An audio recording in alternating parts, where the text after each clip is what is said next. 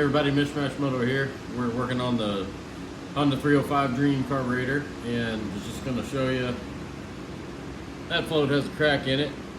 The float bowl, or the float kept sinking on it. We got a new one, and I was going to show you all a little tip. Some people don't know this. So we have the seat and the needle goes in here. But a lot of times inside here you get a little bit of corrosion. So here's my trick. You chuck up a Q-tip and a drill. You can get these at Harbor Freight with the wood stick on them. They work pretty good.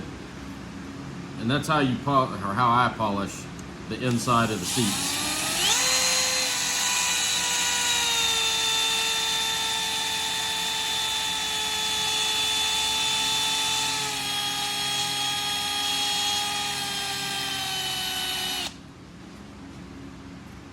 Let's see what it looks like.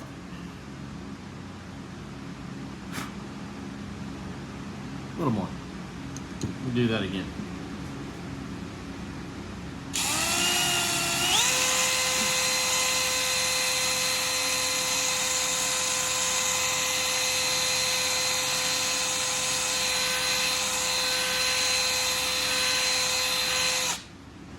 Now let's see what it looks like. Flashlight working, right? You can see down in there it's getting a whole lot better. It's probably good enough in all honesty, but I'll probably do it for another few minutes and try to get it nice and shiny. But that's a good little tip. A lot of people don't know. Alright, so we're setting the float level on this carburetor. 26.5 millimeters is the correct float level height for the 305 Dream.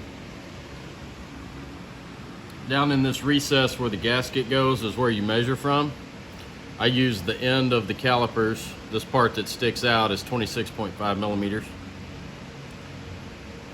Bring it right in, and the top of your float should be right there. You want to check both sides, and we're right at it.